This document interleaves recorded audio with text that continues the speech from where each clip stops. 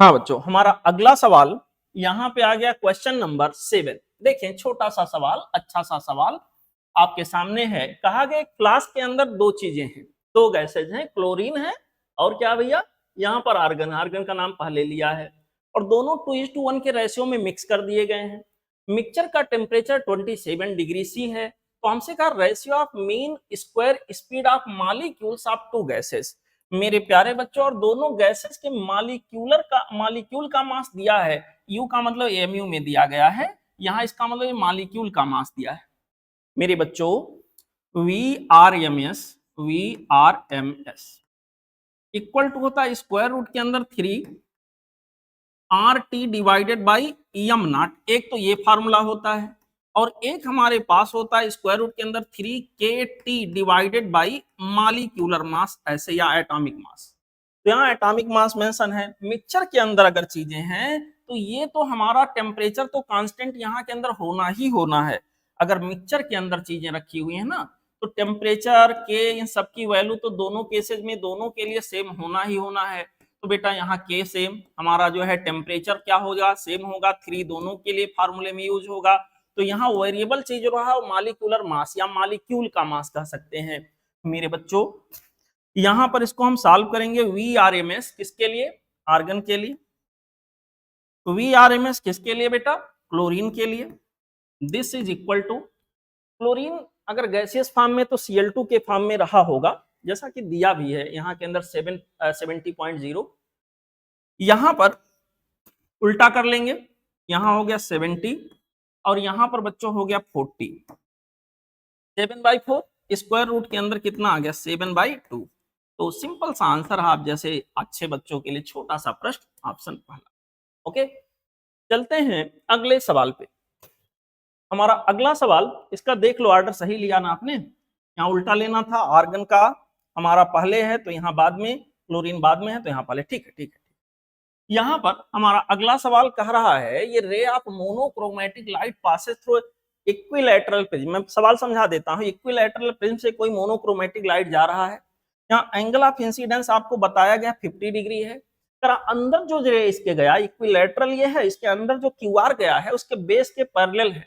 ऐसा तब होता है इक्विलैटरल या आइसोस्केल ट्रायंगल में या प्रिज्म में, माफ करिएगा, अगर कोई लाइट इसके अंदर जो रिफ्रैक्ट होके जा रहा बेस के पैरेलल हो गया तो ये केस होता मिनिमम डेविएशन का।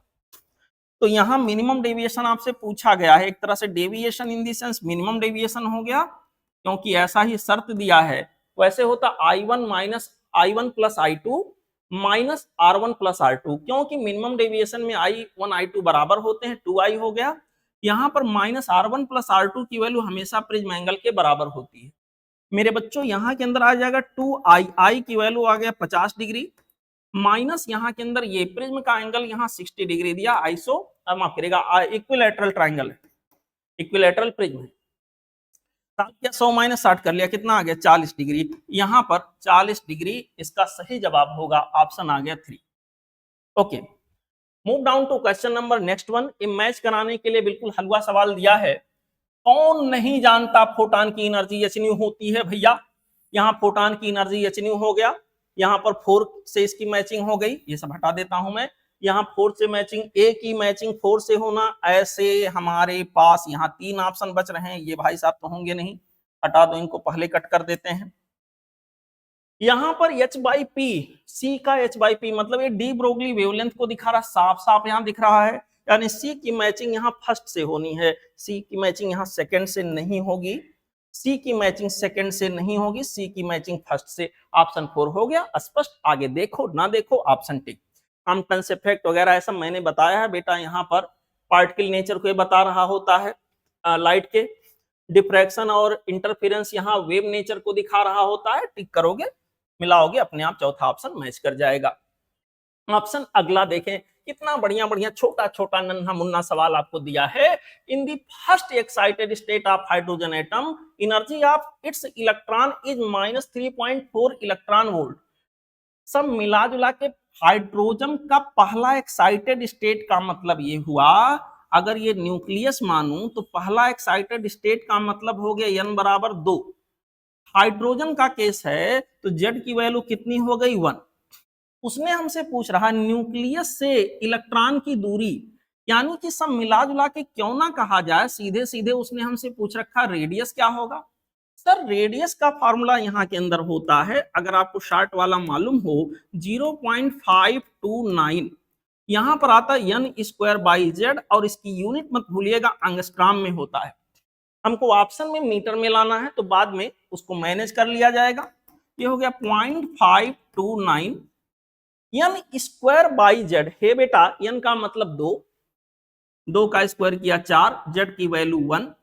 एंगस्ट्रॉम को मीटर में अभी बदल लो, 10 की power -10 this much metre.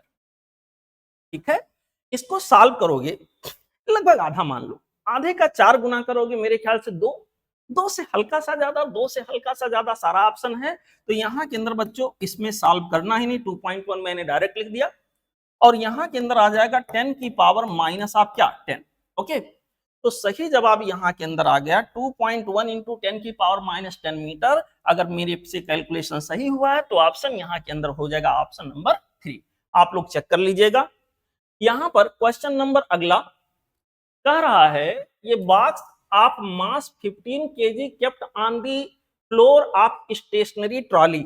Sir यहाँ पर स्टेशनरी कोई ट्रॉली है, उसके फ्लोर पर कोई यहाँ बॉक्स रख दिया गया है, ये मान लेता हूं ट्रॉली है। सर ये रहा ट्रॉली, सर इसके सरफेस पर कहीं ना कहीं कोई बॉक्स रख दिया गया, ये आप डॉक्टर साहब बन गए हैं झोला भर पैसा भर करके, और यहाँ कोई बॉक्स रख दिए हैं। मेरे बच्चों क्या होगा, इस ट्रॉली मान लो पहिए वहिए लगा देते हैं भाई, यहाँ के अंदर इस ट्रॉली को एक्सीलरेट कराओगे तो यहाँ पर इस बॉक्स के ऊपर लगेगा स्यूडो फोर्स। स्यूडो फोर्स लगने की वजह से अगर एक्सीलेशन यहाँ है तो बॉक्स के ऊपर स्यूडो फोर्स का मैग्नीट्यूड m इंटू ये स्यूडो फोर्स इसको इस गाड़ी इस ट्रॉली के ऊपर अपोजिट खींचने की कोशिश करेगा, जिसको रोकने का प्रयास यहाँ करेगा फ्रिक्शन फोर्स।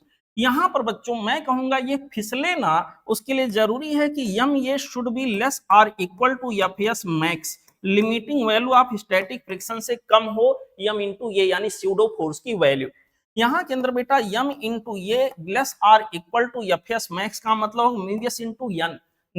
अगर हॉरिजॉन्टल फ्लोर का केस है तो एन की वैल्यू mg हो गया। मेरे बच्चों उम्मीद करते हैं आपको ये फार्मूला ही याद होगा। अगर मैं मैक्सिमम की बात करूं तो ये मैक्स की वैल्यू यहाँ के अंदर बच्चों हमारे पास आ जाएगा म्यू एस इंटू जी।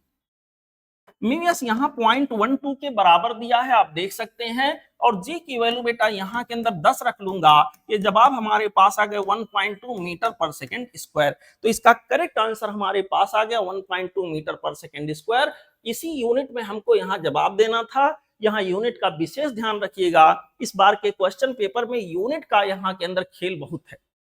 ठीक है, हमारा अगला सवाल देखा जाए, क्वेश्चन नंबर कौन सा, क्वेश्चन नंबर बेटा हमारे पास आ गया 12। यहां पर इन्होंने, मैं सवाल समझा देता हूं, बाकी आप लोग क्वेश्चन पेपर पढ़े ही हो, C1 C2 C3 C4 चार ये रेजिस्टेंसेज जो हैं, इन चारों की वैल्यू बेटा 10 माइक्रोफैरेड 10 माइक्रोफैरेड 10 एंड 10। तो यहां पर इन चारों को अगर हम देखें सीरीज में है, इन चारों का इक्विवेलेंट आ जाएगा 10 10 10 का सीरीज। हमारे पास कैपेसिटर का केस है 2.5 और C5 को 2.5 दिया है, तो 2.5 उधर से 2.5 इधर से पैरेलल में आ गए, यानी इक्विवेलेंट हमारे पास क्या आ गया 5 माइक्रोफैराड, जो कि हमारे पास 3 ऑप्शन में है। अब अगला हमें चेक करना है कि किस पे कितना चार्ज है, किस पे कितना चार्ज है।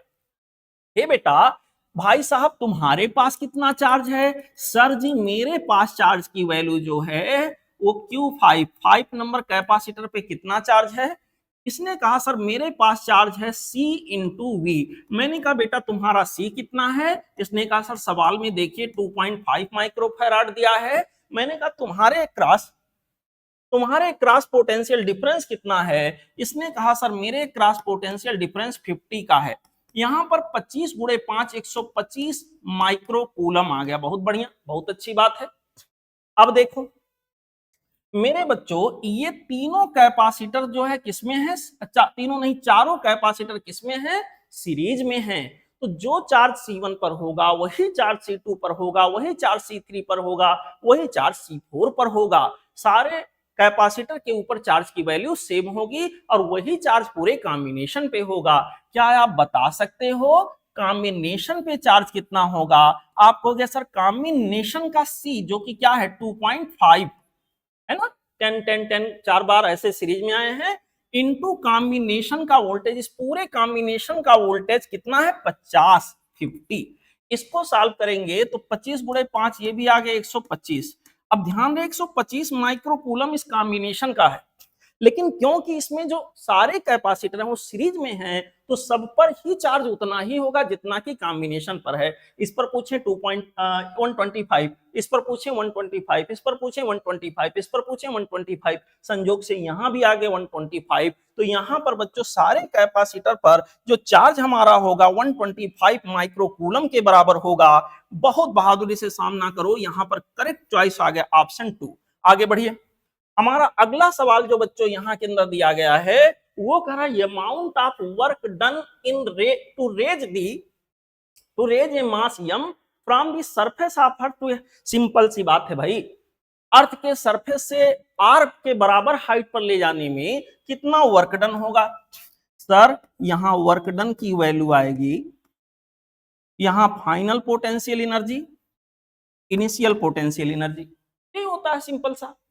यहां पर ग्रेविटेशन के चैप्टर में अगर ऐसा सॉल्व हम करते हैं तो फाइनल पोटेंशियल एनर्जी हमारा दोनों ही माइनस में लिखना पड़ेगा, G capital M mass of earth हो गया, कैपिटल एम ये लिख देते हैं, स्मॉल एम डिवाइडेड बाय क्या हो गया फाइनल वाला है, अगर सरफेस से आर हाइट पे है तो सेंटर से 2r हो गया, यहाँ 2r माइनस, एक बार फिर माइनस करेंगे तो क्या बन जाएगा प्लस, यहां पर होगा जी माइनस वाला इसका इसको प्लस बना दिया, जी यम ई यम सरफेस पर था तो सेंटर से बॉडी की दूरी रेडियस के बराबर रही होगी, ऐसा कुछ रेडियस ऑफ अर्थ के बराबर आ गया। यहाँ रेडियस को खाली आर यूज किया है तो मैं आर लिख देता हूं। सर जी यहां के अंदर एक काम करो ना, यहां 2 से और यहां 2 से कर दो मल्टीप्लाई, बड़ा माइनस छोटा, यहां के अंदर बच्चों हमारे पास आ जाएगा G M E small M divided by 2r। ये जो मेरे पास चमकता हुआ चेहरा दिख रहा है इसके जगह पर आप क्या लिख सकते हो? इसके जगह पर मेरे बच्चों बहुत आसानी से जी आर का स्क्वायर, जी आर ई का स्क्वायर में जी आर का स्क्वायर लिख सकते हो, स्मॉल एम डिवाइडेड बाय यहाँ के अंदर क्या हो गया 2r, और इस तरह से बच्चों यहां से यार कैंसिल हो गया, हमारा वर्क डन जो यहां पर आ गया that is equal to G M R divided by क्या हो गया बेटा 2, डिवाइडेड बाय यहां के अंदर क्या आ गया 2। ये सही जवाब इस तरह से बच्चों हमारे पास जो आ गया वो हो गया ऑप्शन नंबर 4। ओके, सवाल नंबर हमारा अगला, इसमें कहा गया है each side of a metallic cube of mass this much is measure to 9.0 centimetre keeping the significant figures in view the density of the material. मेरे बच्चों डेंसिटी मटेरियल की कह रहा इतना आ रहा तो एक्स की वैल्यू बता दीजिए सर कितना होगा। मेरे बच्चों यहां पर एक्स की वैल्यू बताने के लिए हम जाएंगे, डेंसिटी अगर निकाला जाए तो होगा मास अपान क्या वॉल्यूम।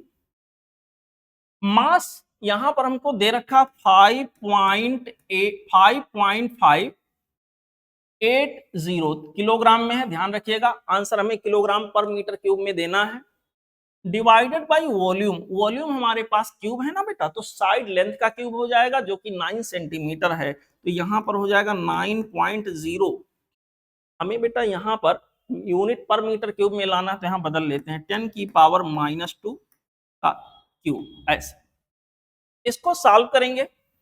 अब एक चीज देखो, सिग्निफिकेंट फिगर को अगर ध्यान में रखें तो ऊपर देखें सिग्निफिकेंट फिगर इसमें 4 है और नीचे देखें इसमें 2 है, तो जो हमारा आंसर होना चाहिए उसमें सिग्निफिकेंट फिगर 2 आने चाहिए, इसमें 4 है ये होगा नहीं, इसमें 3 है ये होगा नहीं। अब संजोग से 2 में है इसलिए चेक करना पड़ेगा, अदरवाइज ऐसे ही टिक हो जाता।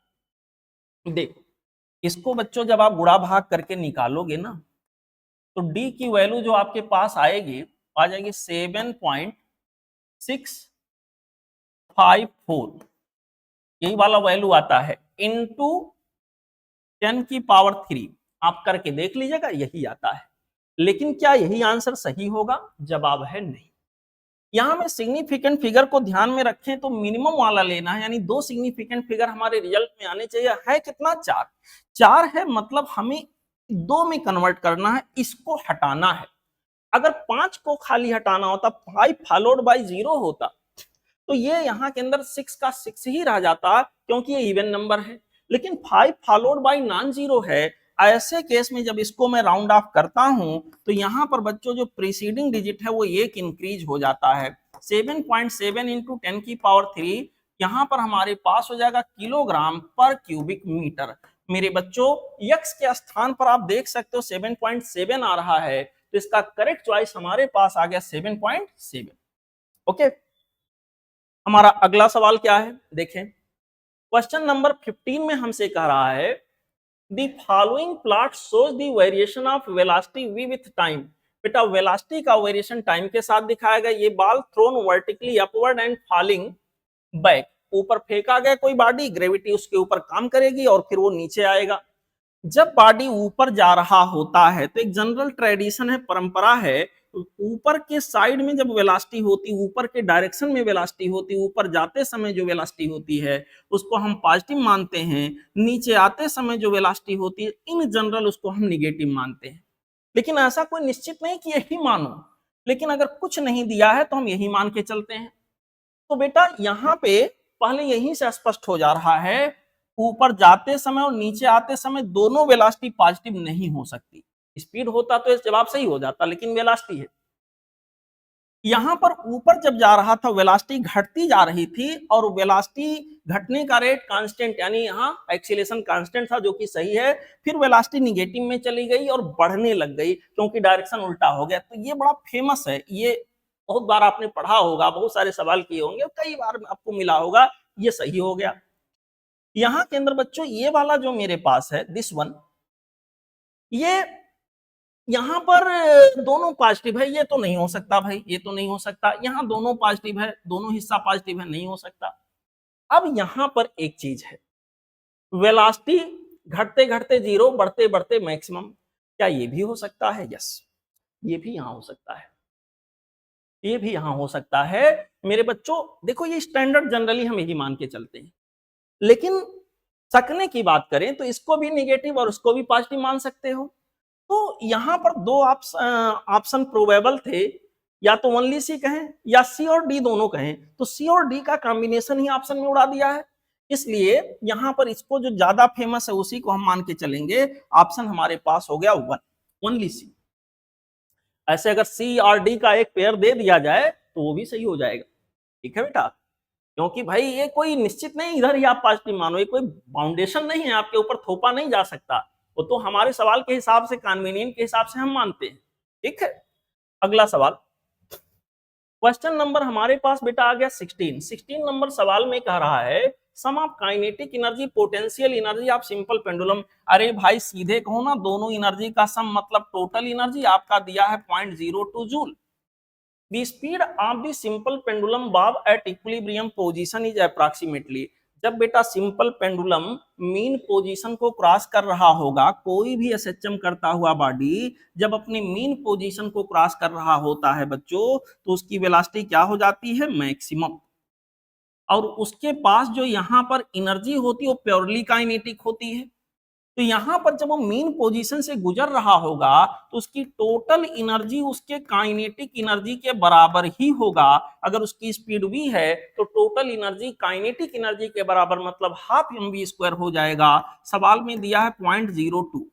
सर यहाँ के अंदर हमारे पास आ गया m into V square equal to m into V square equal to 0.04। बहुत बढ़िया सर। मास देखिए दिया है 20 ग्राम। इस बार के क्वेश्चन पेपर में यूनिट का बड़ा खेल है। 20 ग्राम 20 इंटू 10 की power -3 kilogram, V square equal to point क्या हो गया बच्चा? 0.4।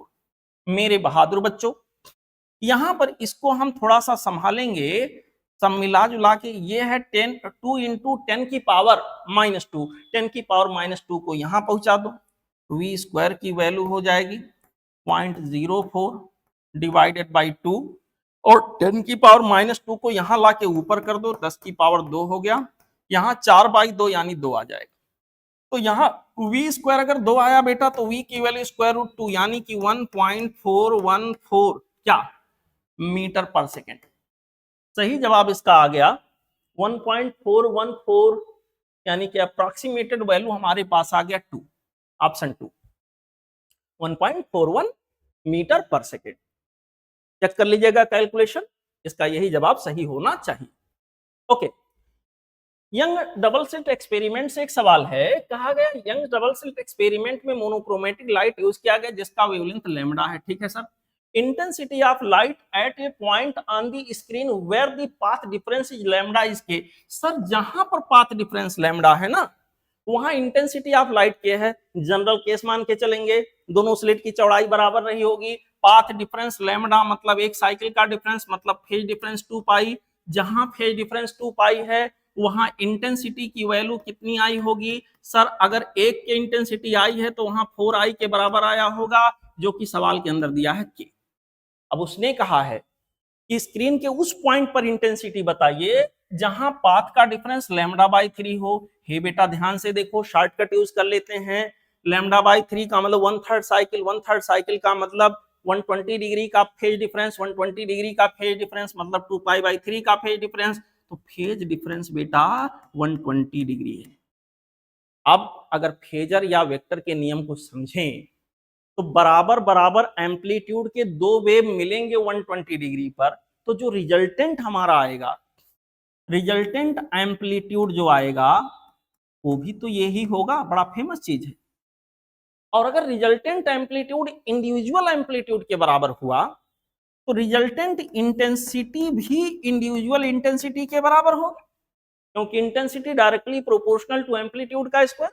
मेरे बहादुर बच्चों यहां के अंदर इसका मतलब ये हो गया आई यहां आना चाहिए, और आई का मतलब अगर देखें तो क्या आंसर आएगा k/4। तो इसका सही जवाब होगा मेरे बच्चों k/4। ओके ठीक है, चलते हैं अगले सवाल पे। क्वेश्चन नंबर हमारा अगला है। देखिए कोई रेक्टिफायर जैसा सवाल दिया है लेकिन थोड़ी सी गूगली बाल है ये। यहां पर कोई सिग्नल ये चल रहा है एसी सिग्नल, और यहां से आउटपुट आपसे नहीं पूछा गया है। कुछ लोग इसको इसको लगा देंगे आउटपुट यहां से। अभी याद करिए हाल ही में मैंने एक टेस्ट लिया था, ऐसा ही सवाल दिया था, बस मैंने रेक्टेंगुलर सिग्नल बना के दिया था, इन्होंने साइनोसाइडल बना के दिया है। तो क्या होगा ना बेटा, किसी एक के लिए फॉरवर्ड में आएगा, किसी एक के लिए रिवर्स में आएगा। जब ये फॉरवर्ड में आएगा तो यहां पर कोई वोल्टेज मिलेगा ही नहीं, सीधी लाइन हो जाएगी बिल्कुल जीरो। और जब ये रिवर्स में आएगा तो एक तरह से ओपन हो जाएगा, तो यहाँ का वोल्टेज यहाँ पर जो भी उस समय का वोल्टेज होगा उसको कॉपी पेस्ट कर देगा। तो सही जवाब है इसका आधा साइकिल कोई ना कोई एक क्लिप अवे हो जाएगा। तो यहाँ पर इसमें दोनों साइकिल दिखा दिया होगा नहीं, इसमें दोनों दिखा दिया होगा नहीं, इसमें दोनों दिखा दिया होगा नहीं, चौथा ऑप्शन इसका करेक्ट हो गया। ओके, हमारा अगला सवाल क्वेश्चन नंबर 19 कह रहा N AC circuit, AC circuit के अंदर की कुछ बातें कर रहा है। contains resistance of 1 kilo ohm, capacitance of 0.1 microfarad, inductance of 1 millihenry connected in series. The resonance frequency of the circuit is approximately। Sir आपसे ना LCR सर्किट में रेजोनेटिंग फ्रीक्वेंसी कैलकुलेट करा रहा है, बाई फार्मूला आ जाएगा स्क्वायर रूट के अंदर 1/2 pi square root के अंदर LC, बिल्कुल फार्मूला बेस्ड सवाल है। सारे चीजों की वैल्यू आपको दे रखा है 2 पाई स्क्वायर रूट के अंदर यल कितना दिया भैया 1 मिली हेनरी। 1 मिली हेनरी का मतलब 1 इंटू 10 की पावर -3, और यहां पर यल सी की वैल्यू आपको दिया है 1 माइक्रोफैरड, 1 माइक्रोफैरड 0.1 माइक्रोफैरड, माफ करिए 0.1 माइक्रोफैरड का 0.1 इंटू 10 की पावर -6 यानी 10 की पावर -7, 10 की पावर -7, 10 की पावर -3, 10 की पावर -10, 10 की पावर -10 का स्क्वायर रूट, 10 की पावर -5, 10 की पावर -5 को ऊपर पहुंचा दो 10 की पावर 5। यहाँ के अंदर बच्चों 10 की पावर 5 बाई क्या हो गया 2 पाई।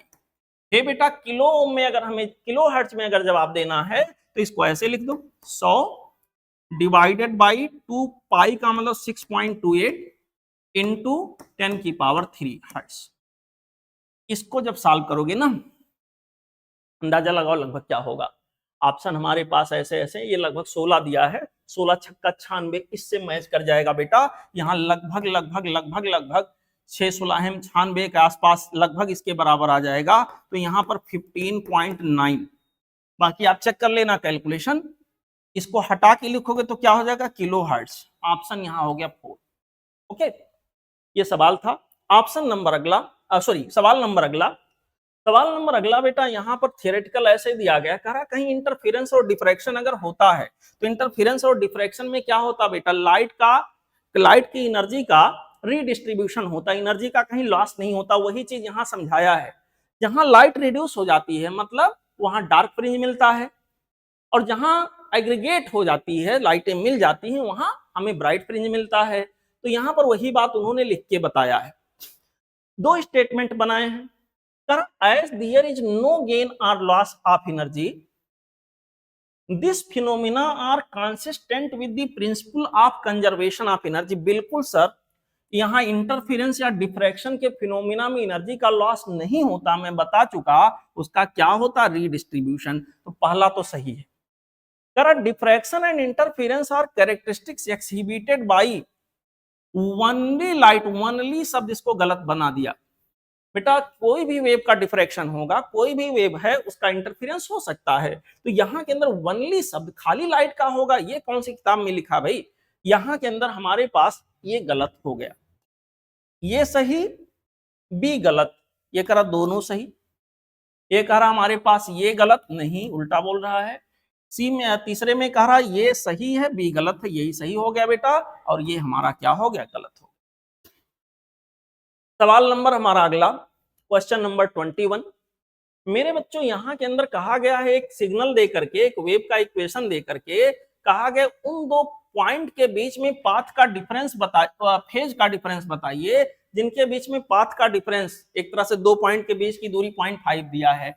तो सब मिला जुला के आपको पाथ का डिफरेंस दिया गया है, फेज का डिफरेंस पूछा गया है। सिंपल सा इक्वेशन यूज करेंगे बच्चों, delta phi equal to 2 pi by lambda into क्या हो गया बेटा, पाथ डिफरेंस। ओके, इसी को क्या आप के लिख सकते हो, propagation constant. Yes sir, 2 pi by lambda equal to propagation constant होता है, यहां पर डेल्टा एक्स। प्रोपेगेशन कांस्टेंट की वैल्यू, अगर यहाँ 2 पाई को ध्यान दीजिए, इसको भूलिएगा नहीं, इसको अंदर से बाहर से अंदर लाना पड़ेगा, इसके साथ मिला दीजिए तो के एक्स, के के जगह पर क्या है, के के जगह पर हमारे पास है कितना हो जाएगा बेटा, 2 पाई इंटू 0.008। अरे लास्ट वाला जीरो लिखो ना लिखो। अब ध्यान दीजिए 2 पाई बाई लैम्डा की यूनिट क्या रही होगी, यूनिट रही होगी रेडियन पर मीटर, लेकिन यहाँ सेंटीमीटर में एक्स वाई दिया है। एक्स हमारा सेंटीमीटर में अगर है तो बच्चों ऐसे केस में हमारा इसका यूनिट बनेगा रेडियन पर सेंटीमीटर। अब डेल्टा एक्स जो आप लिखने जा रहे हो वो मीटर में दिया है, तो इसको आपको सेंटीमीटर में बनाना पड़ेगा, ताकि सेंटीमीटर यहाँ का और यहाँ का कैंसिल हो जाए। इसको सॉल्व करोगे, इसको यहां से सॉल्व करोगे, 100 हो गया, इसका जवाब आ जाएगा 0.8 पाई। 0.8 पाई क्या, रेडियन। यही इसका बेटा आंसर आ जाएगा। करेक्ट जवाब हमारे पास आ गया ऑप्शन 2। ओके, चलते हैं अगला सवाल देखा जाए। सवाल नंबर हमारा अगला है क्वेश्चन नंबर 22, कह रहा magnitude and direction of acceleration produced by a body, produced in a body of mass 5 kg when two mutually perpendicular forces 8 Newton 6 Newton act। बेटा यहाँ के अंदर दो परपेंडिकुलर फोर्स ऐसे लग रहे हैं, कोई एक को मैं मान लेता हूँ 8 न्यूटन, कोई एक को मान लेता हूँ 6 न्यूटन। यहाँ पर मान लिया 8 न्यूटन का है, इसको मान लिया मैंने 6 न्यूटन का है। इनका रिजल्टेंट ना बेटा, मैं एक ऐसे काम चलाऊं, डायग्राम बना देता हूं, ऐसे बीच में से कहीं से गया होगा। ठीक है सर, जो बड़ा वाला फोर्स रहा होगा उधर वो ज्यादा झुका होगा, ऐसे कहीं गया होगा, ये इनका रिजल्टेंट इधर से कहीं आया होगा। सर क्योंकि 90 डिग्री पर दोनों हैं, तो जो रिजल्टेंट हमारा आएगा, इस रिजल्टेंट की वैल्यू हमारे पास आ जाएगी 10। बहुत बढ़िया सर। सब मिला जुला के यहाँ पर एंगल मैंने मान लिया थीटा है, यहाँ पर एंगल मैंने मान लिया थीटा है। मेरे बेटा यहाँ पर एंगल चलो मान लिया अल्फा है। अब रिजल्टेंट हमारे पास यहाँ 10 आया, लेकिन हमसे पूछा गया है कि रिजल्टेंट फोर्स जो हमारे पास आया है वो नहीं, उसके एक्सीलरेशन पूछा गया है। बॉडी का नेट एक्सीलरेशन क्या होगा, तो यहाँ एफ की जगह मैं लिख सकता हूँ एम ए इक्वल टू 10। ये की वैल्यू बेटा 10 बाई एम, एम की वैल्यू 5 दिया है सवाल में, देख सकते हैं 5 किलोग्राम है। सब मिला जुला के हमारे पास आ गया 2 मीटर पर सेकेंड स्क्वायर। तो यहाँ 2 metre per second square 3 option में चमक रहा है, ये तो भाई साहब नहीं होंगे। सवाल यह है एंगल कहां से कितना बनेगा। मान लो मैं यहां से एंगल निकालूं, tan के टर्म में निकालूं, tan के टर्म में दिया गया tan theta, tan theta resultant 8 Newton से कितना, दिस बाई दिस का मतलब हो गया 6 बाई क्या हो गया 8, यानी 3/4। तो यहाँ पर थीटा की वैल्यू हमारे पास हो जाएगी tan इनवर्स 4, कहां से, tan इनवर्स 3/4, tan इनवर्स 3/4 कहां से, कौन से फोर्स से, 8 न्यूटन वाले से। हे बेटा 8 न्यूटन वाले से tan इनवर्स 3/4 है, तो यहां पर जरा आओ पहले इसको चेक कर लिया जाए, कहीं दिया है क्या, tan इनवर्स 4/3, नहीं सर 3/4 आना चाहिए 8 न्यूटन वाले से, ये तो गलत हो गया। इसमें कहा है इतना tan इनवर्स 3/4 विथ 6 न्यूटन, नहीं ये तो यहां से आ रहा है, तो एक ही बचा tan inverse 3/4 with 8 Newton, yes, चौथा ऑप्शन यहां करेक्ट हो गया। अगला सवाल क्वेश्चन नंबर हमारे पास है बेटा question number 23, consider two uncharged capacitor equal capacitance 200 pico farad, one of them is charged by a 100 volt supply and disconnected. बहुत बढ़िया। Now this capacitor is connected to uncharged capacitor, amount of electrostatic energy lost in the process. दो capacitor थे, दोनों की value बराबर है, एक को चार्ज कर दिया गया, चार्ज करने के बाद बैटरी को हटा दिया गया, फिर जो चार्ज हो चुका था उसको अनचार्ज कैपेसिटर के संपर्क में लाया गया, कनेक्शन दिया गया, तो एनर्जी का लॉस होगा। यहाँ पर आपने सीखा सर एनर्जी का लॉस यहाँ के अंदर जो होता है होगा हाफ C1 C2, क्योंकि दोनों बराबर हैं तो C इंटू सी लिख दिया, और यहाँ हो जाएगा C प्लस सी इंटू यहाँ हो जाएगा V1 डिफरेंस ऑफ V2 का होल स्क्वायर, सीधे फार्मूला बेस्ड है लगा लो, half times of C square divided by 2C। तो यहाँ पर बच्चा क्या आ गया C/2, वैल्यू अभी बाद में रख दूंगा।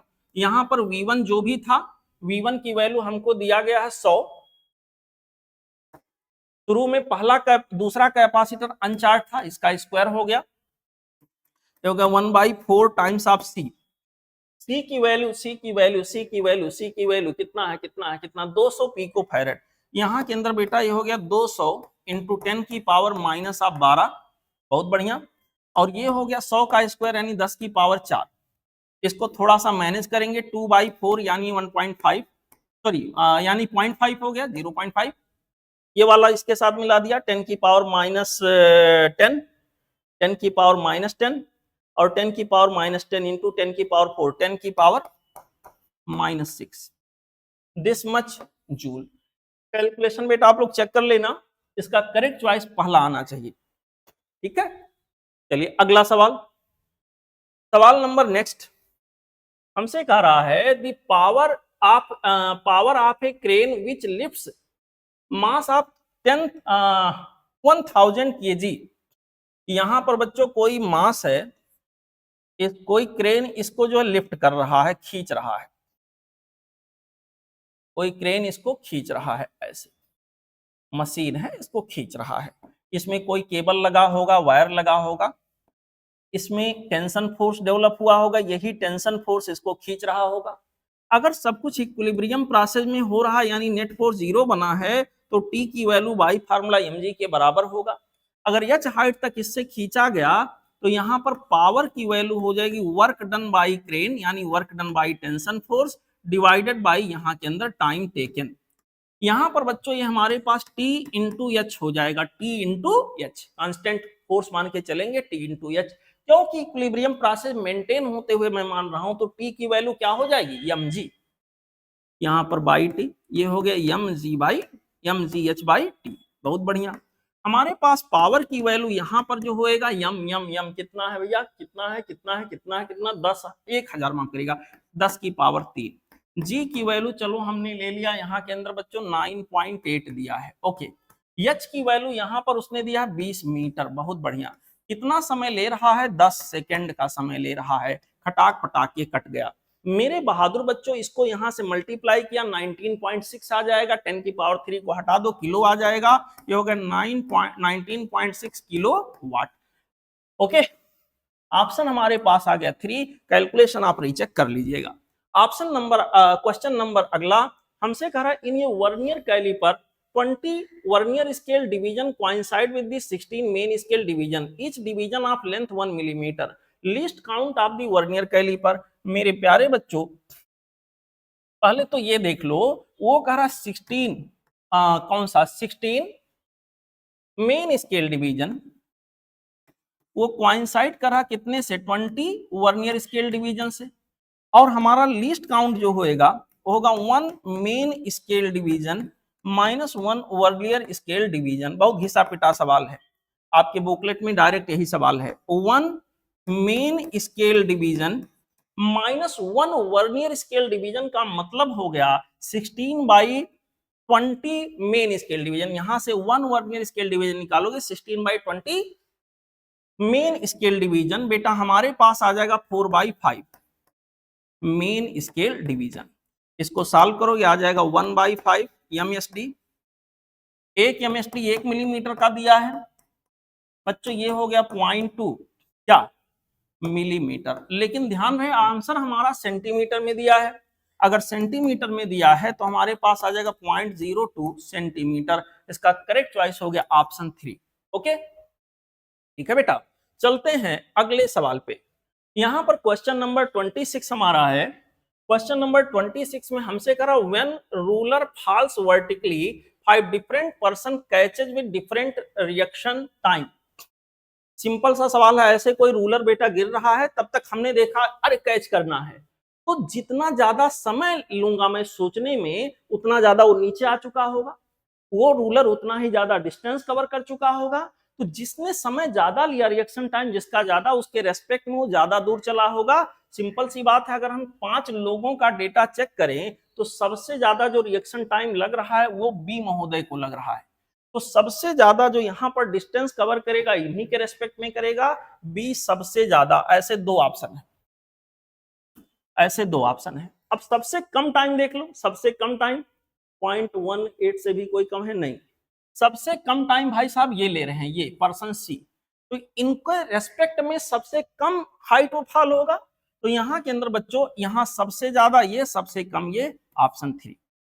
ओके, सवाल नंबर हमारा अगला हमसे कहा गया है a uniform metallic wire having resistance of 4 ohm is bent to form a square loop ABCD। बेटा यूनिफॉर्म मेटेलिक वायर को बेंट करके ऐसा कोई शेप दे दिया गया। अच्छा, जिसको बेंट किया गया है ना बेटा, स्क्वायर शेप दिया गया, उसका रेजिस्टेंस हमारा 4 ओम था, तो यहाँ 4 ओम के 4 टुकड़े कर दो, उससे ये बना दिया गया ये। तो एक यहाँ लेंथ जो होगा एक साइड होगा 1 ओम का हो गया, और यहां पर इसको एक रेजिस्टेंस के इक्विवेलेंट मान लो,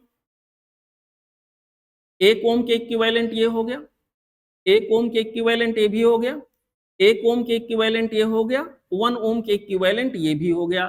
तो यहां पर बच्चों ये हो गया आपका 1 ओम, ये भी हो गया 1 ओम, ये भी हो गया 1 ओम, ये भी हो गया 1 ओम। अगर बेटा आप ध्यान से देखो तो यहां पर ये बन गया सी और ए के बीच में बैलेंस्ड व्हीटस्टोन ब्रिज, तो इसका कोई मतलब नहीं हुआ। जब इसका कोई मतलब नहीं होगा तो 1 + 1 2 इसमें आ गए पैरेलल में, सीरीज में आ गए 1 + 1 सीरीज में आके 2 बना दिए, 1 + 1 2 बना दिए, 2 2 का पैरेलल क्या हो गया बेटा 1, 2 2 का पैरेलल सही से देख लो क्या हो गया 1। यस, यहाँ के अंदर तो हमारा जो करंट जा रहा होगा आई की वैल्यू हो जाएगी V जो कि 2 है, बाई यहाँ के अंदर इक्विवेलेंट रेजिस्टेंस हमारा हो गया 1।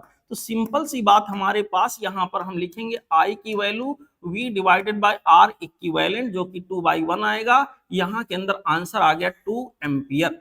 करेक्ट चॉइस हमारे पास हो गया ऑप्शन नंबर 1। ओके, अगला सवाल देखा जाए। सवाल नंबर 28 क्या कह रहा है, कह रहा sir room a room heater is rated, माफ करेगा rated 400 watt to 20 volt. If the supply voltage drop to 200 volt what will be the power consumed approximately. बेटा देखो सिंपल सा अप्रोच लगाओ, अगर हम उसको 220 वोल्ट देते तो जो आउटपुट पावर वो देता हमको 400 वाट का देता, लेकिन हमने उसको कितना दिया, थोड़ा सा कम दिया, हल्का सा कम दिया, तो 400 वाट से हल्का सा कम आंसर आएगा। 400 वाट से तो काफी कम कर दिया भाई, ये तो आधा कर दिया, 400 देना नहीं है, आंसर वैसे भी स्पष्ट है।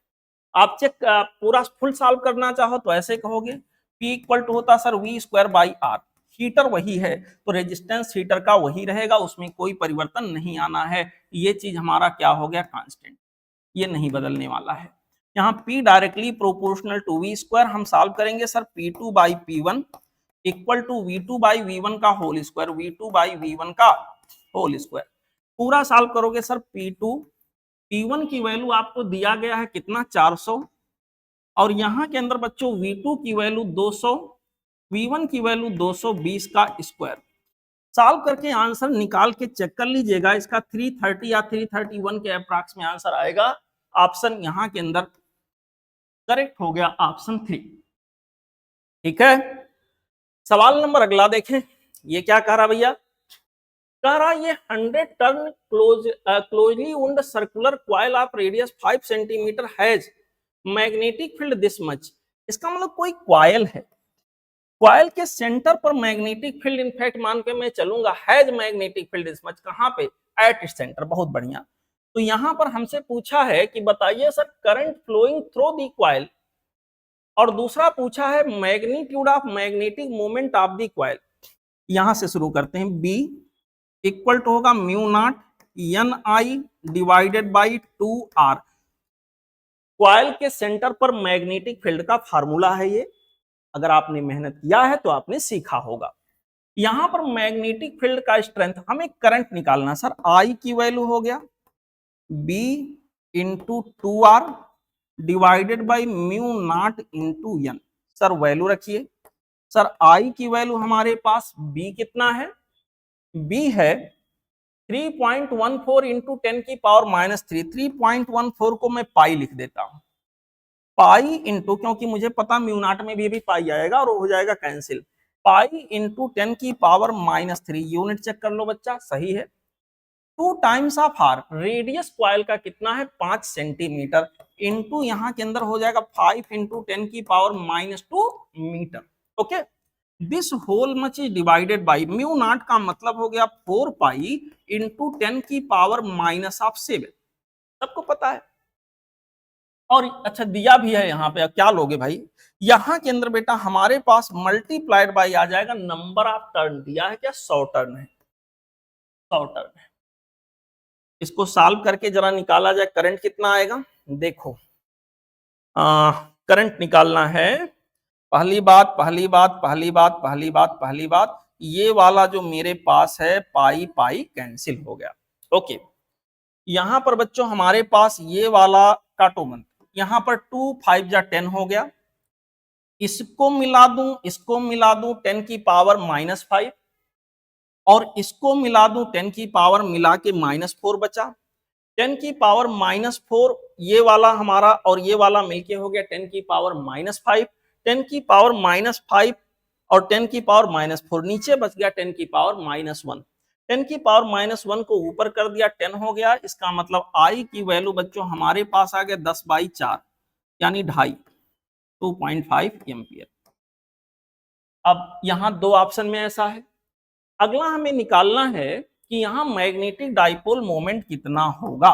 मैग्नेटिक डाइपोल मोमेंट आएगा एन आई, ये सर एन की वैल्यू 100 है, आई की वैल्यू सर अभी अभी निकाले 10/4 आ रहा है, और यहाँ के अंदर ये मींस एरिया, सर्कुलर कॉइल है तो पाई आर स्क्वायर, यहाँ के अंदर बच्चों हमारे पास हो गया पाई, आर की वैल्यू 5 सेंटीमीटर, यहां हो गया 5 इंटू 10 की पावर -2 का स्क्वायर।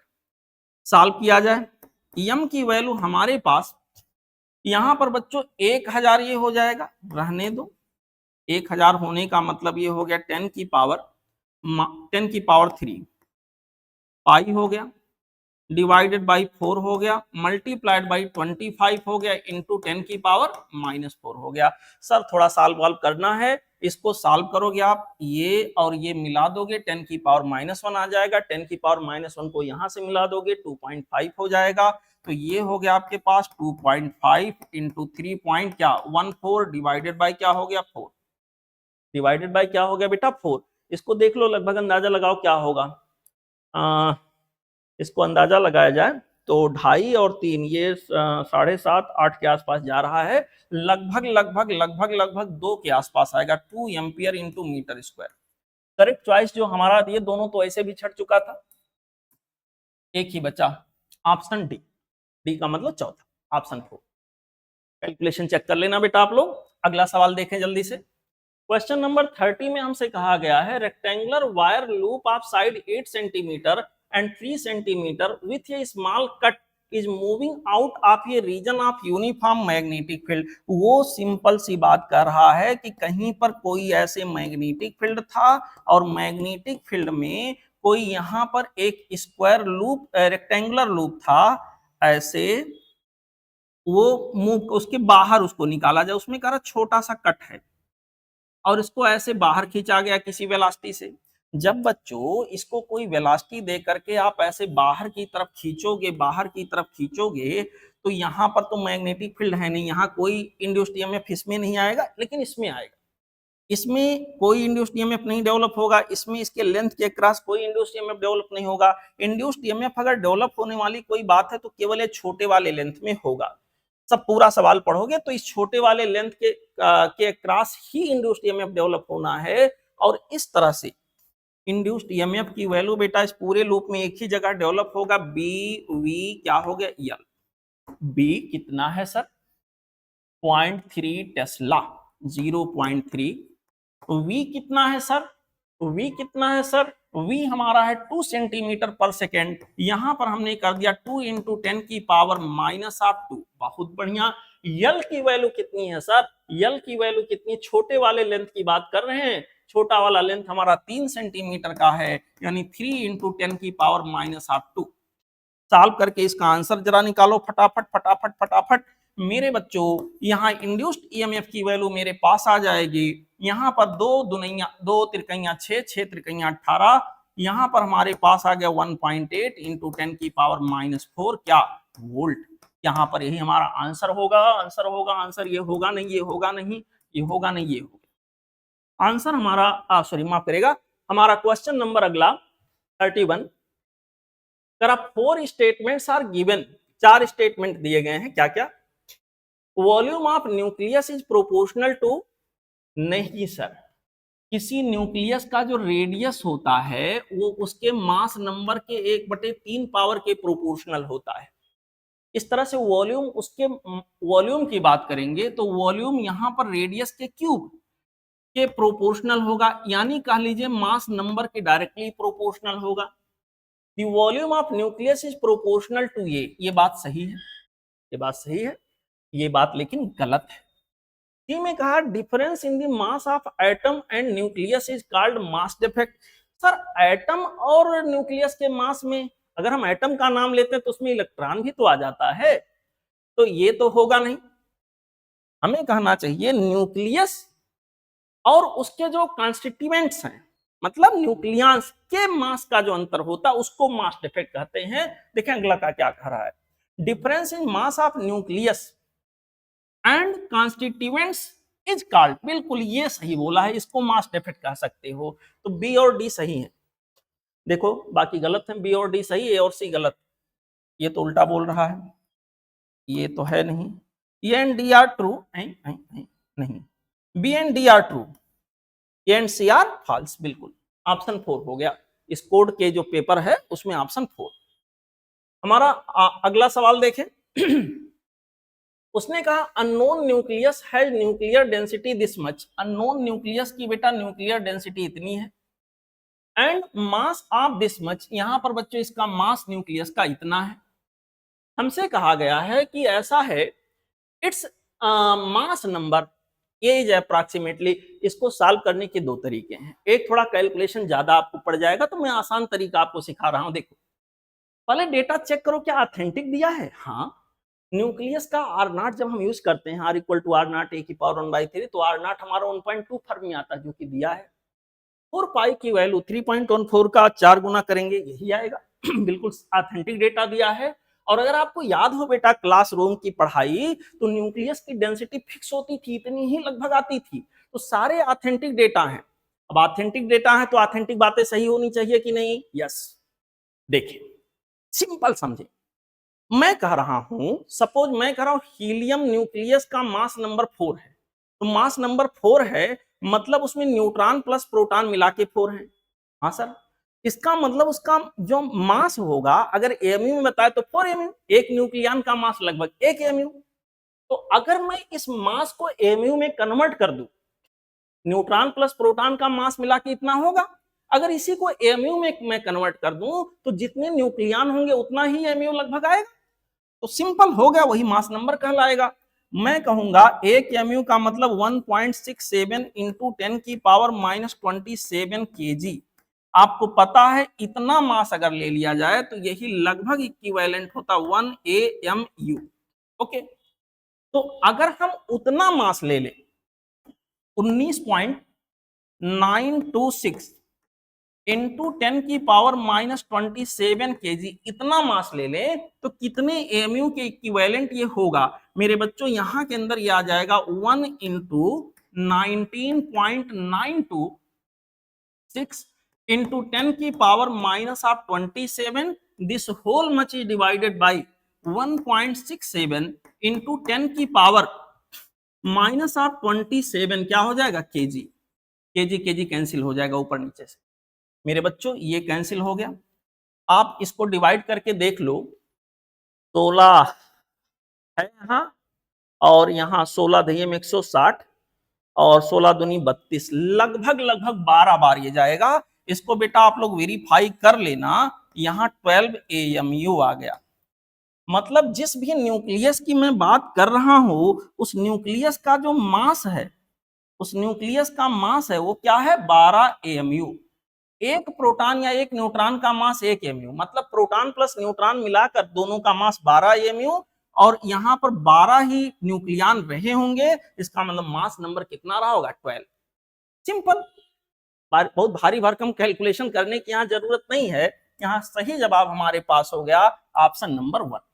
ओके, हमारा अगला सवाल जो यहाँ के अंदर है वो है question number 33। Let us do this question. कहा गया Savita a 11th standard student while conducting an experiment to determine the effective length of a simple pendulum, length जिसका यल है, सिंपल पेंडुलम के लेंथ को ये बच्ची निकालने के लिए जा रही है। Note down the data of time to complete 30 oscillation. 30 oscillation का समय उसने रीड किया। 30 ऑसिलेशन मतलब 30t। ये जो समय उसने रीड किया वो 60 सेकंड का रीड किया। इसका मतलब टी की वैल्यू बेटा हमारे पास 60 बाई क्या हो गया? 30, यानी यहाँ पर कितना आ गया? 2 सेकंड। ध्यान से बेटा अगर देखो ना तो ये सेकंड पेंडुलम का केस हो गया। ये कौन सा केस हो गया? Second pendulum. और मैंने आपको ऐसा सवाल कराया है, अगर आपको थोड़ा शॉर्टकट लगा दो तो जल्दी से आंसर निकल आएगा। सेकंड पेंडुलम के स्ट्रिंग का जो लेंथ होता है वो लगभग 1 मीटर का होता है। सेकंड पेंडुलम फार्मूले में रख के निकालोगे तब भी वही आएगा। इसके स्ट्रिंग का जो लेंथ होगा वो 1 मीटर के लगभग बराबर आता है। ठीक है बेटा, तो यहां पर करेक्ट चॉइस हमारे पास हो गया 1 मीटर, यहां के लिए ऑप्शन 4। ओके, ठीक है बेटा। बाकी आप कैलकुलेट करके निकालना चाहो निकाल लो, आएगा रिजल्ट वही, क्योंकि सारे डेटा ऑथेंटिक दिए हैं। पाई स्क्वायर हमारा 9.8 होता है और उतना ही दिया है। जी की वैल्यू 9.8 होती है और उतनी ही दी है, तो लगभग इसका आंसर यही आएगा, इसमें कोई डाउट नहीं होना चाहिए। आप करना चाह रहे हो तो आप ऐसे करके निकालना बेटा। टी इक्वल टू हमारे पास 2 पाई स्क्वायर रूट के अंदर यल बाई जी। टी की वैल्यू आपको पता है 2 पाई यहाँ रखना और उसके बाद में यल, जी की वैल्यू 9.8 रख के निकाल के देखो, लगभग वही आंसर आपको मिल जाएगा। इसके बाद आप कैलकुलेट कर लीजिएगा, कैलकुलेशन कर लीजिए। अगला सवाल क्वेश्चन नंबर हमारे पास 34 है। कह रहा है an electric heater supplies heat to a system at the rate of 100 watt. If the system perform work at the rate of 75 joule per second, then the rate at which the internal energy, अभी सवाल में बेटा internal energy का नाम आ गया, system का नाम आ गया, तो ये इशारा कर रहा थर्मोडायनेमिक्स की तरफ। थर्मोडायनेमिक्स में अगर हम किसी सिस्टम को डेल्टा क्यू हीट देते हैं तो उसका कुछ हिस्सा इंटरनल एनर्जी के चेंज में, कुछ हिस्सा वर्क डन में खर्च होता है। यहाँ रेट के टर्म में दिया है तो इस दोनों साइड को डेल्टा टी से मैं डिवाइड कर देता हूं ताकि थोड़ा कहने में ऑथेंटिक लगे। मेरे बच्चों ऐसे, इसको मैंने थोड़ा ऐसे ऐसे चेंज कर दिया ताकि कहने सुनने में थोड़ा ऑथेंटिक लगे। ओके मेरे बच्चों, अच्छे बच्चों, सच्चे बच्चों, होशियार बच्चों, खुशहाल बच्चों, खूंखार बच्चों, देखो देखो देखो देखो, यहाँ 100 वाट का यानी 100 जूल पर सेकेंड मैंने दे रखा है।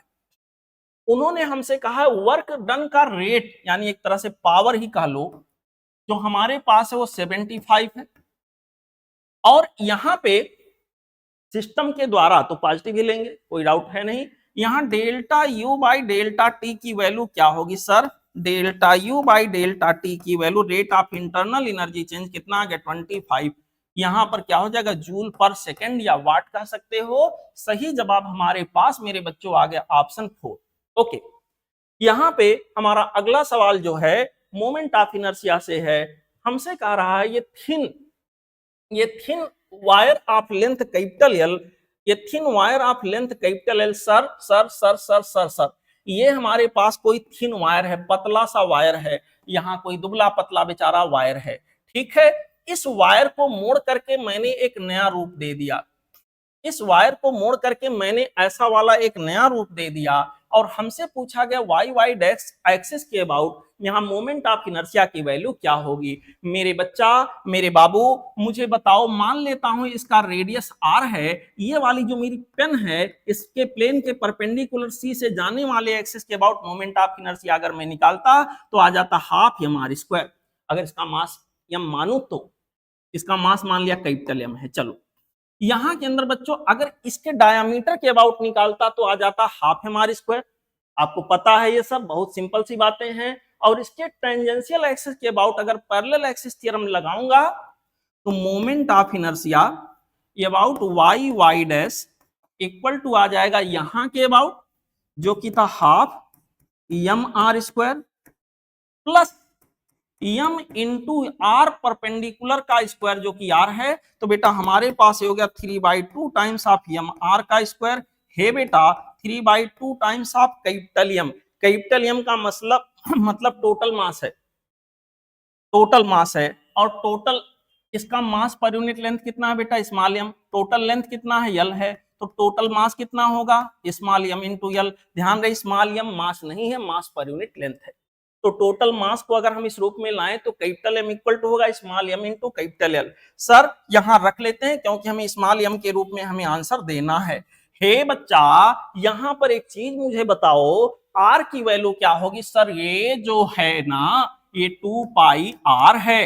थोड़ी देर पहले यही क्या था? यही यल था। तो आर की जगह हम क्या लिखेंगे? यल डिवाइडेड बाई 2 पाई। मेरे बहादुर बच्चों, अच्छे बच्चों, सच्चे बच्चों, होशियार बच्चों, आई वाई वाई डैश के अबाउट जो हमारे पास निकल के आएगा वो होएगा बेटा 3/2 times of small M.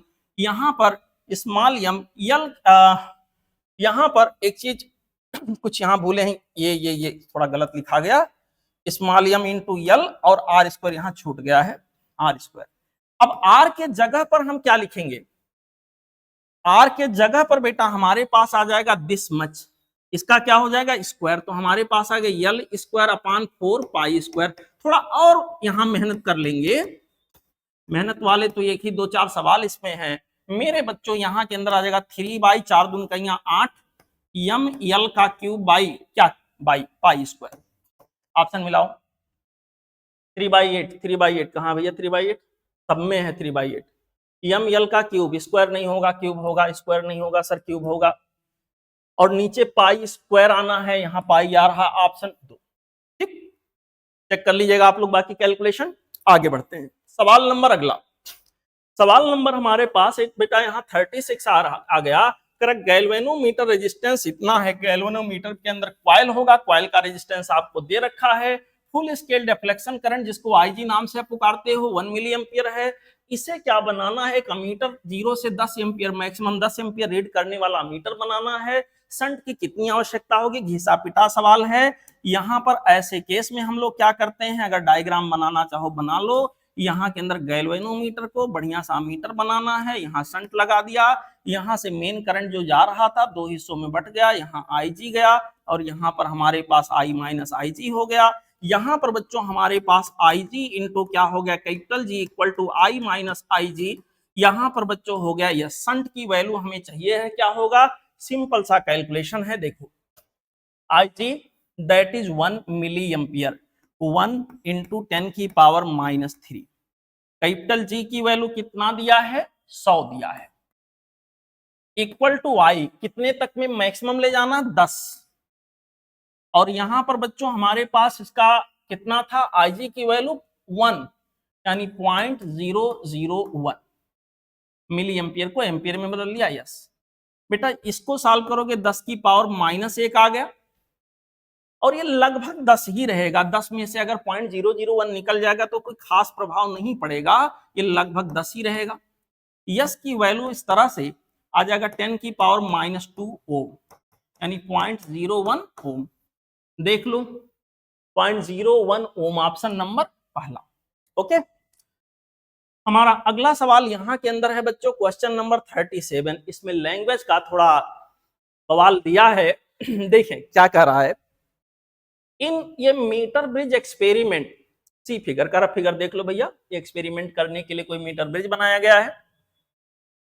Position of cell E and galvanometer capital G are interchange, we shall observe the galvanometer. अगर इनके पोजीशन को हम इंटरचेंज कर दें तो क्या हमें ऑब्जर्वेशन होगा।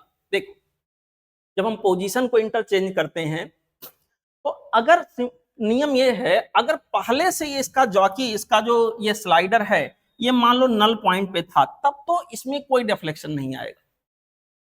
इंटरचेंज कर दिया ऑलरेडी, अगर नल पॉइंट पे था तो कोई डिफ्लेक्शन नहीं आएगा, लेकिन पता नहीं कहां था, ये तो दिया नहीं सवाल में, पहले कैसा था ये नहीं दिया है।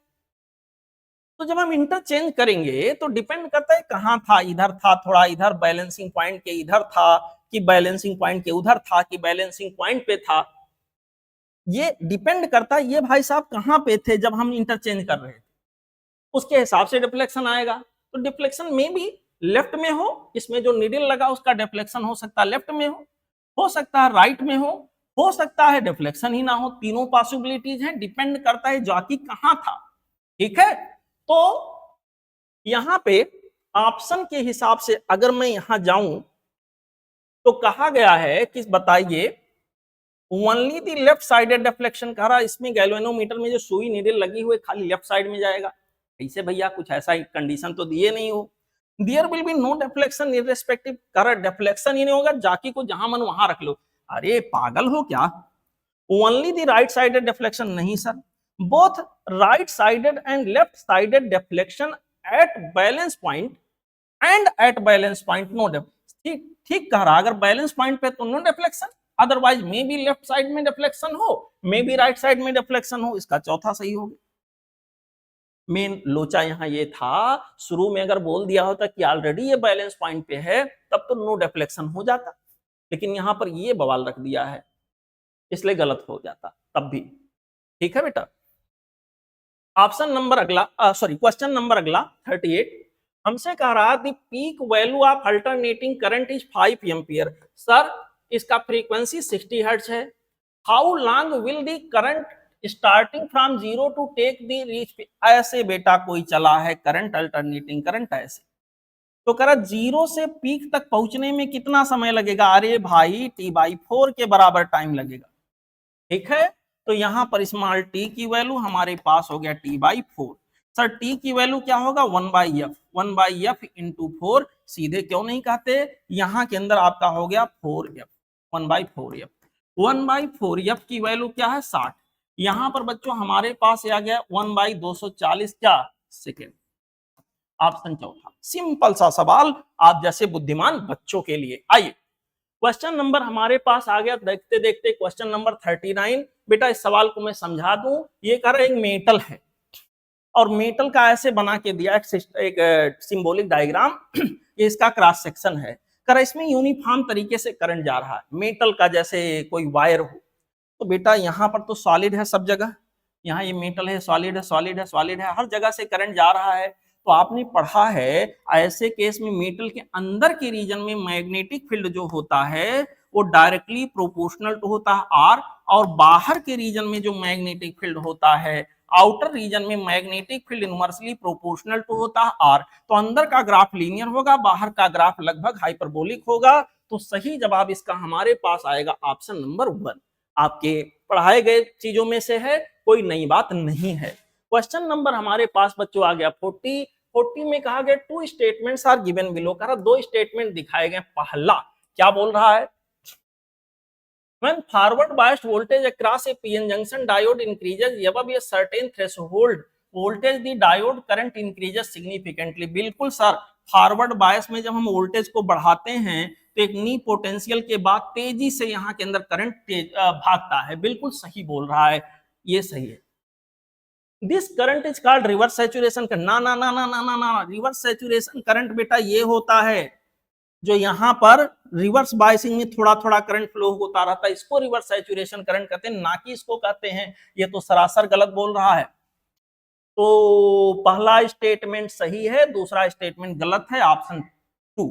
ओके, हमारा अगला सवाल यहाँ के अंदर कहा गया क्वेश्चन नंबर 41। क्या कह रहा क्या कह रहा क्या कह रहा क्या कह रहा कह रहा इनसाइड ये conductor the electrostatic field is zero. Sir ध्यान दीजिए शब्दों पर, इलेक्ट्रोस्टैटिक फील्ड यानी चार्ज के स्टैटिक कंडीशन की बात हो रही है। किसी कंडक्टर के अंदर इलेक्ट्रोस्टैटिक कंडीशन में कोई इलेक्ट्रिक फील्ड एग्जिस्ट नहीं करता है।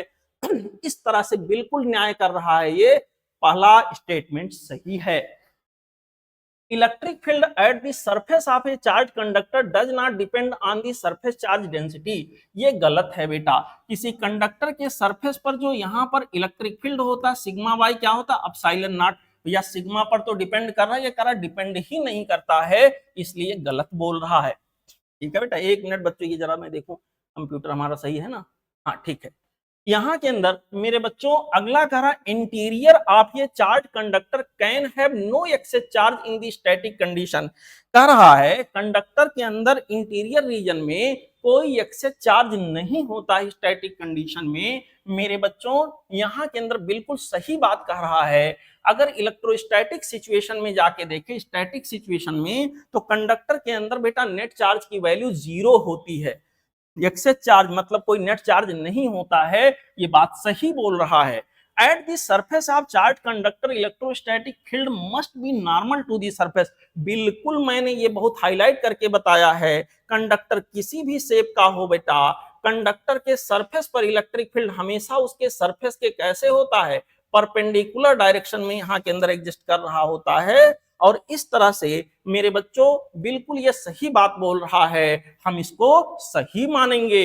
ई में कहा गया electrostatic potential is zero everywhere inside a charge. नहीं नहीं नहीं नहीं नहीं, जीरो नहीं, कांस्टेंट होता है। जो भी है सरफेस पर वही उसके अंदर भी होता है। तो ये भाई साहब हो गए गलत। छाटो क्या क्या हो गया, ये सी डी सही है, करेक्ट में क्या हो गया, ये सी डी ऑप्शन तीसरा। Okay, let's move down to question number next one. We have question number next one, question number 42. For a metallic, माफ करिए, for a metal work function is this।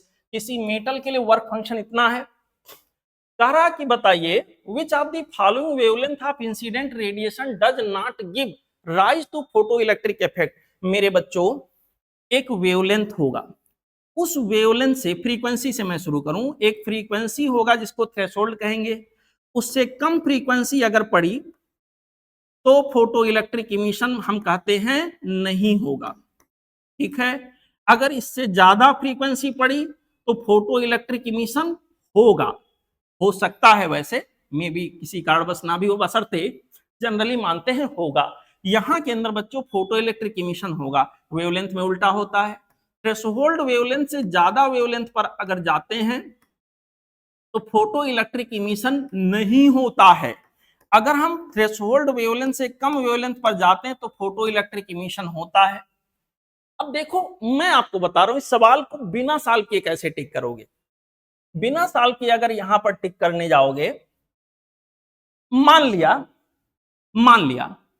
कि यहां से फोटो इलेक्ट्रिक इमिशन नहीं हो रहा, वो कौन से वेवलेंथ पर नहीं होगा, मान लीजिए यहां से नहीं हो रहा है, तो इसके ऊपर वाले जितने हैं ना सबसे नहीं होगा, तब तो सारे ऑप्शन टिक करने पड़ जाएंगे। इसलिए अकेला ये तो नहीं हो सकता। मैं अगर इसको मानूं कि इस पर फोटो इलेक्ट्रिक इमिशन नहीं हो रहा है, तो अगर इस पर नहीं हो रहा तो इस पर भी नहीं होगा, इस पर भी नहीं होगा, तो भैया 3 ऑप्शन तो सही जाने नहीं है। अगर इस पर फोटो इलेक्ट्रिक इमिशन नहीं होगा तो इससे ज्यादा वाले किसी पर नहीं होगा, मतलब इस पे अगर इसको सही मान रहा हूं तो ये भी सही हो जाएगा, तो ऐसा होगा नहीं, तो एक ही ऑप्शन बच रहा है।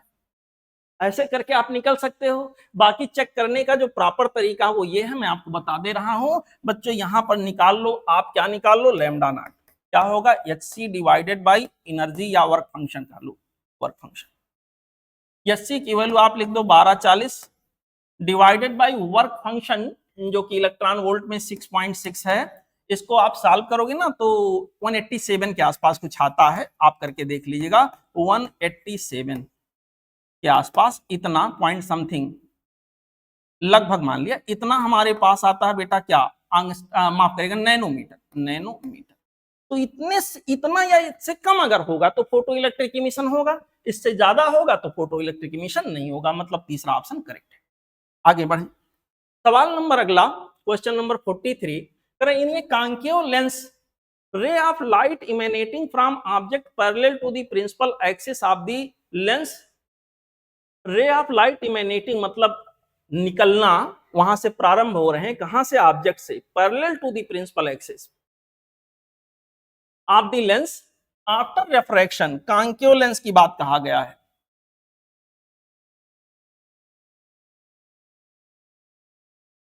कॉन्केव लेंस की बात कहा गया है। मेरे बच्चों, मेरे बच्चों, मेरे बच्चों, अच्छे बच्चों, देखो बच्चों, ये कॉन्केव लेंस है। कॉन्केव लेंस में कहीं पर किसी ऑब्जेक्ट से लाइट रेज निकले हैं, और लाइट रेज कैसे चल रहे हैं, वो लाइट रेज ऐसे चल रहे हैं, पैरेलल टू प्रिंसिपल एक्सिस। जब ये प्रिंसिपल एक्सिस के पैरेलल चलेंगे तो ऑब्वियस सी बात है डाइवर्ज होके ऐसा प्रतीत कराएंगे जैसे कहां से आ रहे हो, फोकस से।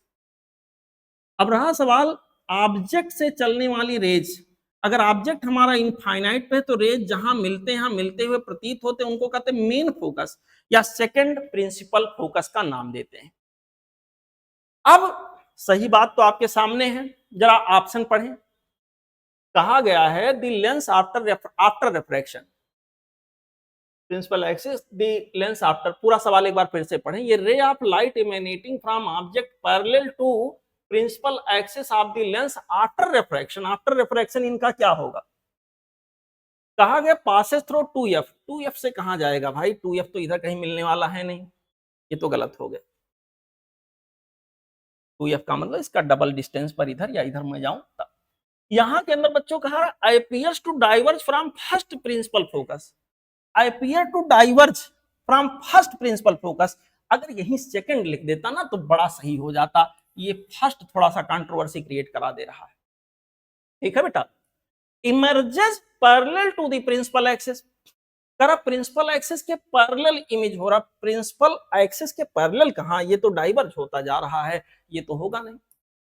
Passes through the second principal focus, अरे भाई कहां सेकंड प्रिंसिपल फोकस से पास हो रहा है, यहां पर passes through second principal focus से पास तो कहीं से नहीं हो रहा है, पास होता हुआ अपीयर हो रहा है, यहीं लिख देता अपीयर टू पास तो सही हो जाता। तो सही मायने में अगर देखूं ना बेटा, तो इसमें कोई भी ऑप्शन परफेक्ट नहीं है जिसको हम सही कर सकें। तो कायदे से अगर देखा जाए, अगर साइंस के रूल को फॉलो करते हुए देखा जाए, साइंस के ऑथेंटिसिटी को देखा जाए, साइंस में नाम रखने की जो परंपरा है, किसको सेकंड फोकस कहते हैं, किसको फर्स्ट फोकस कहते हैं। सेकंड फोकस बेटा वो होता है इमेज पॉइंट जब ऑब्जेक्ट हमारा इनफाइनाइट पे हो, क्योंकि ये है, और हमारा फर्स्ट प्रिंसिपल फोकस वो होता ऑब्जेक्ट पॉइंट जब हम इमेज हमारा कहां बने, इनफाइनाइट पे। तो बच्चों यहां पे इसको तो नियम से हमें सेकंड फोकस कहना था, अगर मैं इसको जबरदस्ती सही मानूं तो यहाँ फर्स्ट फोकस लिखा, इसलिए ये भी नहीं हो रहा है। तो एक्चुअली हुआ क्या है, एनसीईआरटी में एक डेफिनेशन है जो कि उल्टा लिखा है, अब मेरी औकात नहीं कि मैं उसको गलत बताऊं फिलहाल वहां उल्टा लिखा है। जो आप पढ़े हो, जो आपको different different sir X Y Z कहीं भी पढ़े होंगे तो इसको सेकंड फोकस बताया गया जो कि सही है, लेकिन वहां उल्टा लिखा, उसी चीज को यहां उन्होंने छाप दिया है। तो ज्यादा पॉसिबिलिटी है कि इसी आंसर को वो मानेंगे, लेकिन लेकिन लेकिन इसको भी अगर देखें तो मान सकते हैं, लेकिन आईपीएस 2 यहां लिखना छूट गया है, इसलिए इसको भी नहीं माना जाना चाहिए। तो यहाँ पॉसिबिलिटी मैं बता रहा हूं, पॉसिबिलिटी ऑप्शन 2 के करेक्ट होने की जो आंसर की में वो लोग देंगे, ज्यादा पॉसिबिलिटी है। अगर ये नहीं देंगे तो मे बी वो चौथा ऑप्शन दे दें। अगर ये नहीं देंगे तो मे बी वो बोनस कर दें, या फिर ये कर दें कि इसमें और उसमें जो टिक किया हो बच्चा नंबर दे दो। कभी कभी दो दो आंसर दे देते हैं, ऐसा दे सकते हैं। लेकिन जहां तक एनटीए की आदत है, अपनी गलती को मानता नहीं है। इसका आंसर हमारे पास यहाँ पर 2 ही वो देंगे, जहां तक उम्मीद है, बशर्ते भविष्य की बात है। उम्मीद करते हैं इसका आंसर बोनस हो, क्योंकि साइंस का रूल यही कहता है कि कोई नहीं मैचिंग है परफेक्ट तो आप बोनस करिए। कभी कभी जबरदस्ती माना जाता है, ये गलत तो ये कम गलत तो इसको सही मान लो, लेकिन ये तो ठीक नहीं मेरे हिसाब से। ठीक है, एज आंसर सिलेक्टर अगर मुझे रख दिया जाए तो मैं तो इसको बोनस करूंगा। ओके, तो डोंट वरी, जो भी आप टिक करके आए बेटा, उम्मीद करते हैं इसको बोनस किया जाए। वैसे एक जबरदस्ती माना जाए तो दूसरे को हम मान लेंगे, लेकिन यहाँ नाम गलत है, इसलिए इसको भी मानना ऑथेंटिक नहीं है। लेकिन क्योंकि एनसीईआरटी में ऐसे एक्सप्लेन है तो मानेंगे ही वो लोग। क्वेश्चन नंबर हमारे पास 44। ये submarine designed to withstand absolute pressure of 100 ATM. Submarine 100 atmospheric pressure तक को बर्दाश्त कर सकता है। How deep can it go below the water surface. Water surface के कितनी गहराई में मैक्सिमम जा सकता है कि सेफ रहे। तो बेटा यहाँ पे ये वाटर कहीं भरा हुआ है, किसी समंदर में, नदी में, जहां भी, इसके अंदर सबमरीन यहाँ है, ये सबमरीन है। अब इसके ऊपर जो मैक्सिमम प्रेशर बर्दाश्त करने की क्षमता है वो 100 है। तो प्रेशर जो ये बर्दाश्त करेगा वो कितना करेगा, 100। यहाँ जब ये जो है 100 एटीएम, 100 एटीएम, जब यहां पर इसको डुबा दिया गया बेटा, तो प्रेशर की वैल्यू होगी यहां पर एटमॉस्फेरिक प्रेशर P0 प्लस इतना प्रेशर एच डी जी या एच रो जी, जो भी आपको पसंद हो आप लिखते हो, DRO। बेटा यहाँ के अंदर ये मेरे पास P0 एटमॉस्फेरिक प्रेशर जो कि 1 हो गया, प्लस यहाँ के अंदर एच डी जी 100। यहाँ पर एच डी जी की वैल्यू कितना क्या हो गया, 99। गहराई पूछा है सर, जी की वैल्यू दिया है क्या, यस 10 दिया है। एच डी की वैल्यू डेंसिटी 1000 यानी 10 की पावर 3। जी की वैल्यू 10 दिया है, 99। ओके सर, यहाँ पे यहाँ पे एक चीज का ध्यान रहे, जो हमें आंसर बताना मीटर में बताना है, ये एटीएम में था, तो इसको यहीं पर हम थोड़ा चेंज कर देते हैं। एटीएम को आप चेंज कर दो पास्कल में या न्यूटन पर मीटर स्क्वायर में, तो आ जाएगा 1 इंटू 10 की पावर क्या हो जाएगा, 5। 10 की पावर 5। तो बेटा 10 की पावर 3 से 10 की पावर 5 थोड़ा मैनेज करो, 10 की पावर क्या आ जाएगा, 2। तो एच की वैल्यू यहाँ के अंदर हमारे पास हो गया 9900। अगर मैं गलती नहीं कर रहा हूं तो यही आंसर इसका आना चाहिए, 9900। 9900 चेक कर लो एक बार। 10 की पावर 3 है, 10 है, 10 की पावर यहाँ के अंदर, हाँ थोड़ा गलती हो रहा है, यहाँ के अंदर 10 की पावर 4 हो गया, 10 की पावर 5 बेटा माफ करिएगा, यहाँ पर 990 आ जाएगा। 10 की पावर 4 और ये 990 क्या मीटर। तो इसका करेक्ट चॉइस हमारे पास आ गया ऑप्शन नंबर 1। ओके, यहाँ पे सवाल नंबर अगला, ये इंफॉर्मेशन बेस्ड सवाल है बेटा, इलेक्ट्रोमैग्नेटिक वेव का। अब थोड़ा सा अगर कोई एक दो अगर आपको पकड़ में होगा तो आप इसको टिक कर सकते हो। गामा रे जो होता है, ये आपको आना चाहिए, गामा रे न्यूक्लियस से निकलने वाला रे है, तो रेडियो एक्टिव न्यूक्लियस से निकल रहा होता है। सी का मैचिंग सेकंड से होगा, पहले सी को मैच करा लो। संजोग की बात है, 3 में ऐसा ही मैचिंग दिया है। विजिबल लाइट जो निकलता है ना बेटा, वो एटॉमिक ट्रांजिशन से निकलता है। जब इलेक्ट्रॉन का ट्रांजिशन हायर एनर्जी लेवल से लोअर एनर्जी लेवल में होता है, तो they form higher energy to lower, इसका कॉम्बिनेशन फर्स्ट से बन जाएगा। अब देखो, बी का फर्स्ट से बनना चाहिए, बी का फर्स्ट, बी का फर्स्ट, बी का फर्स्ट, इतने में। अब बच्चे 2, यहाँ पर इंफ्रारेड जो है ये वाइब्रेशन ऑफ एटम और मॉलिक्यूल के लिए जिम्मेदार होता है। आपने पढ़ा है कि इंफ्रारेड रेडिएशन वो वाइब्रेशन की वजह से ही आ रहा होता है बेटा। यहाँ पर इसकी मैचिंग हमारे पास थर्ड से होगी, यानी डी की मैचिंग थर्ड से होगी। ये मैच कर गया, ये भी हट गया, ठीक है। बाकी और एक बच्चा तो मैच करा लो, इसका मैचिंग ऐसे होगा। ये इंफॉर्मेशन बेस्ड सवाल है, कुछ कर नहीं सकते इसमें, ज्यादा याद होना चाहिए। तो थोड़ा सा पानी पी लूं, फिर आपसे बात करता हूं।